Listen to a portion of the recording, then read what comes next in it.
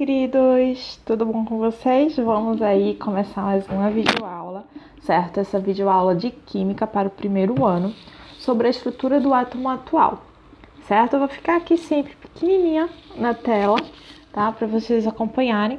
E eu gostaria muito que vocês, no final da aula, dessem um feedback de como foi a aula, se foi boa, se o formato tá bom, certo? Se tá dando para entender.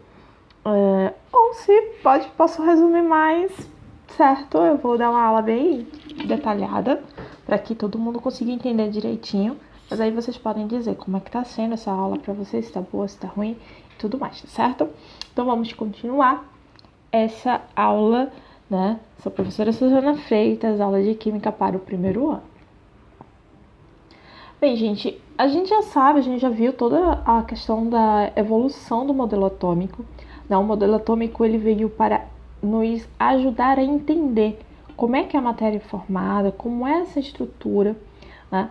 E ele passou por diversos tipos de explicação, que foi um processo de evolução do entendimento científico sobre a matéria e sobre o átomo. Então a gente chega hoje em dia, no nível de conhecimento em que a gente tem diversas entendimentos sobre as subpartículas do átomo, sobre como ela se comporta, sobre movimentação, sobre eletricidade. Então a gente está bem evoluído nesse processo, tá? Então o que a gente vai ver hoje é o resultado de conhecimentos acumulados ao longo do tempo. Então, de Dalton até aqui, mudou bastante coisa nesse modelo atômico e a gente vai ver o que, a gente tem hoje, quais são as partes mais importantes que a gente vai estudar agora no ensino médio, tá? Para a gente conseguir entender os próximos assuntos de química. Então, para a gente começar, o átomo, né, ele recebeu o nome de átomo como se fosse partícula indivisível. Só que a gente já sabe que esse átomo ele não é uma partícula indivisível. Ele tem outras partículas, né, menores que ele, que são os prótons, nêutrons e elétrons. Só que o átomo ele é a menor unidade da matéria que vai conservar todas as propriedades de um elemento químico. Então, se eu tenho, por exemplo, um alumínio, eu ter uma chapa de alumínio ou eu ter um átomo de alumínio, quando eu for investigar suas propriedades, eu vou chegar aos mesmos resultados, certo? Então, eu vou ter, por exemplo, como ele se comporta quando aquecido, quando ele se comporta quando resfriado, o comportamento dele ao receber uma energia elétrica, por exemplo, se ele vai conduzir essa energia elétrica, certo? Então, todos esses comportamentos vão ser iguais, tanto para um átomo de alumínio, como para uma chapa de alumínio, ou seja, vários átomos juntos. Então, por isso que a gente diz que o átomo é a menor unidade da matéria que conserva todas as propriedades de um elemento. Então, existem aí algumas palavras que vão ser chaves e importantes para nosso estudo. Primeiro, né, a questão de menor unidade da matéria.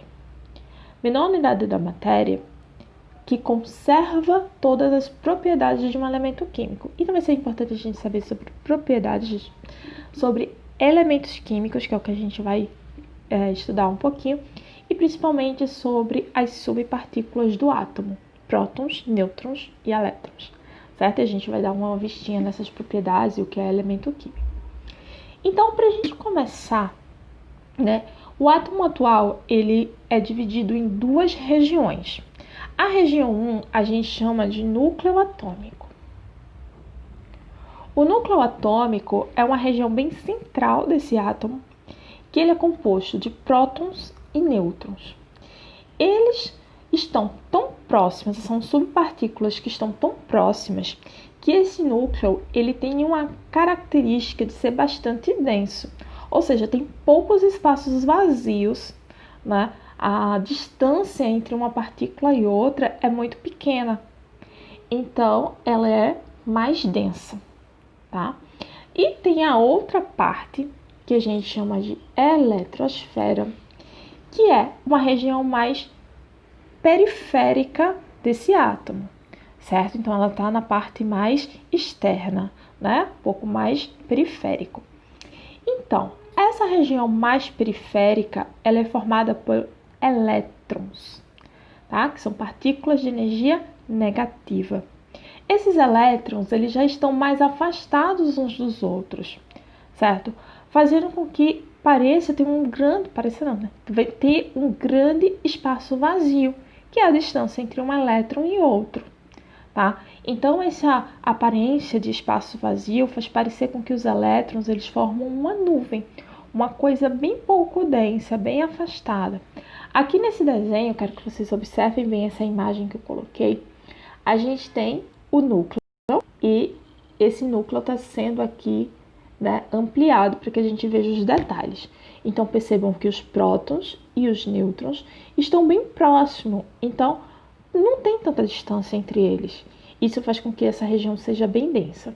Já quando a gente vai olhar aqui a outra imagem, a imagem total do átomo, a gente percebe que essas bolinhas azuis, que são os elétrons, elas estão muito afastadas uma da outra, certo? O que dá essa característica da eletrosfera ser menos densa. Agora, a grande pergunta que muita gente fica na cabeça, professora, o que são esses círculos, né? Ou essas elipses que a gente vê desenhada, que aqui está desenhado de azul e vermelho, esses riscos, né? Esses riscos são as linhas de movimentação, tá? Elas não são estruturas, elas só são o desenho do movimento que o elétron está fazendo, porque o elétron é uma partícula que se movimenta muito rápido. Então a gente não consegue determinar com precisão onde é que ele está. Então se faz um desenho dizendo, olha, o elétron pode ser encontrado nessa região aqui, porque ele está fazendo essa movimentação, tá certo? Então por isso que a representação tem esses riscos. Vocês já viram que quando a gente está balançando uma coisa muito rápida, fica parecendo que está fazendo um risco? Pronto, por quê? A velocidade é muito alta. Então, esses riscos aí é para indicar que essa partícula está em movimento muito intenso, tá certo? Então, não é uma parte física em si, mas é o movimento que o elétron está fazendo. E daí, continuando, a gente vai falar agora um pouquinho sobre essas partículas, os prótons, os nêutrons e os elétrons. Então, a gente já viu que prótons e nêutrons, eles fazem parte do núcleo, né? Então, aí tem toda a característica dos prótons e dos nêutrons e dos elétrons, né? Mas vamos começar pelos prótons. Os prótons, eles estão no núcleo, eles têm carga elétrica positiva de valor mais 1. Isso é muito importante, certo? Porque a gente vai ver que as propriedades dos elementos químicos, ela é determinada por conta dessa característica aí, certo? Eles terem o valor do próton mais 1. Para a gente entender, por exemplo, por que a gente tem o pensamento. Quando vocês forem entender isso, lá na aula de biologia, vocês vão ver que muitas coisas são íons que passam de um lado para o outro. Aí a gente vai, por que tá lá Na+, né? De onde vem essas características? Acho que vocês já viram isso, mas vamos complicar. Vamos explicar. Então, primeiro a gente vai falar, né, que os prótons eles têm essa carga elétrica positiva de valor mais 1, ok? E os prótons, eles são uma das subpartículas que tem um peso, tem uma massa, certo? E a gente vai dizer que essa massa, ela é igual a 1 também, ela é chamada de massa unitária. Então, a gente consegue calcular a massa total do átomo, né, considerando o valor da massa do próton. Tá? Vamos falar aí do nêutron. O nêutron e os prótons, eles estão muito próximos uns dos outros, mas eles são partículas diferentes. Compõem a mesma região do átomo, que é o núcleo, porém, os nêutrons, eles não apresentam carga nem positiva, nem negativa. Então, a gente diz que a carga elétrica dele é neutra, certo? Mas eles também são muito pesados, então ele também apresenta massa unitária. É aquela coisa, o nêutron ele não vai interferir na carga elétrica do átomo.